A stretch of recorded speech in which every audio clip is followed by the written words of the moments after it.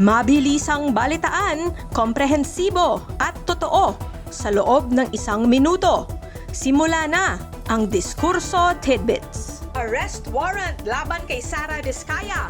Any day now, sabi ni Marcos. Malversation at plunder, posibleng isampa laban kay Bong Revilla, sabi ng Ombudsman. Batas laban sa agarang pagkansela ng hindi nagamit na data, pasado na sa Kongreso. EDSA sidewalk, peligroso para sa lahat.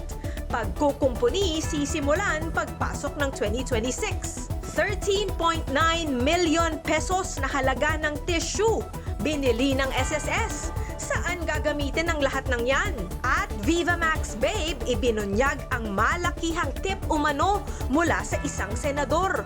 Pa-Christmas bonus daw. Balitang mabilis, komprehensibo at totoo. Yan ang Diskurso Tidbits.